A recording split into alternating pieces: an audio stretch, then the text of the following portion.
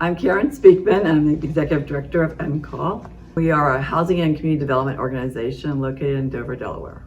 So when the pandemic hit, I think we all were like in shock and that this is really serious. And so we had to look at how to change what we do. So it was sort of like, oh my gosh. And my also thoughts were like, this is on my watch? Why my watch? But anyway, that's I think typical of both of us. We were like, sort of like, how do we handle this? What do we do next? So we really I pulled my executive team together and we discussed what we kind of needed to do. And that basically is, how do we keep people safe? We need to work remotely. How do we do that? We were just starting with Office 365 so that we were starting to work with the cloud and be in the cloud as far as our technical work and computers.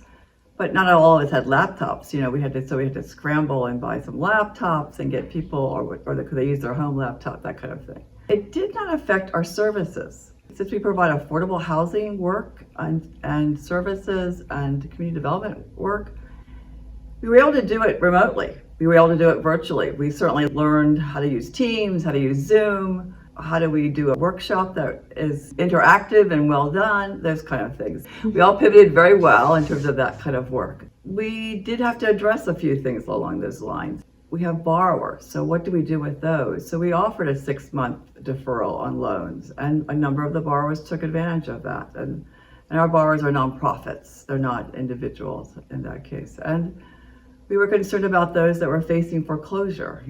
Would the courts close? What would they do? That kind of thing. So we were able to continue with those services and ensure that people were either able to buy the home and for homeownership counseling, or that they could keep their home through avoid foreclosure, essentially. So during the pandemic, we had a number of successes, and in particular was the homeownership counseling. You would have thought that would have been like, who would be wanting to buy a house now, right? But it was the opposite. I think that it was a contribution of COVID. If it has taught us anything, that we need a safe home, a place to live that we are comfortable with. And so people were starting to really think about where they were living and whether they wanted to be in an apartment or did they want to buy a house.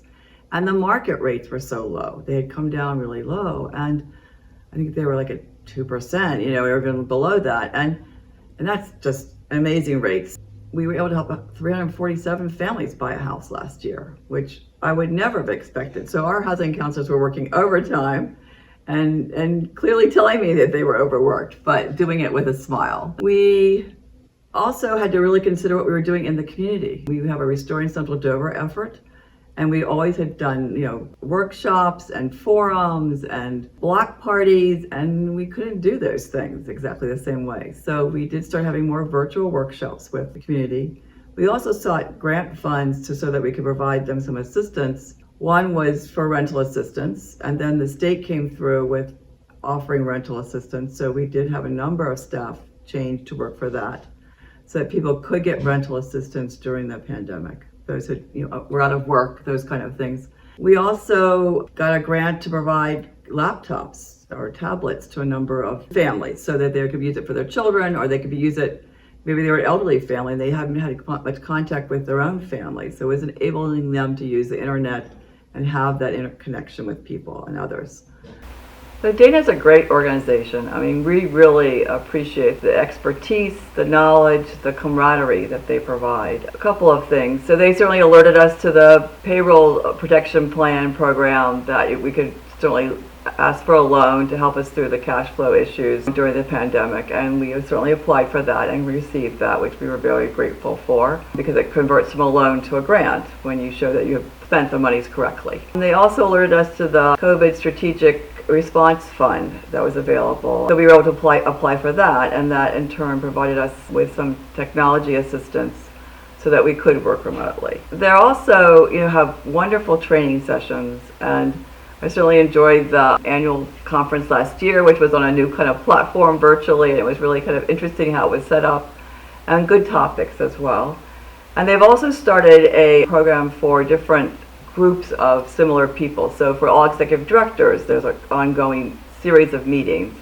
And I thoroughly enjoy that because I'm with my peers. I'm really learning what they're doing, how they're dealing with situations. So we've had some sessions on stress and burnout. And it's also led into some discussions, like just what we're dealing with now, right, with COVID sort of ending, but still having these peaks and valleys with different variants, what are they doing? What are people doing? Are they still letting people back in their office? Are they seeing clients? Are they not seeing clients? One-on-one, that kind of thing. How are people handling it in terms of policies and procedures?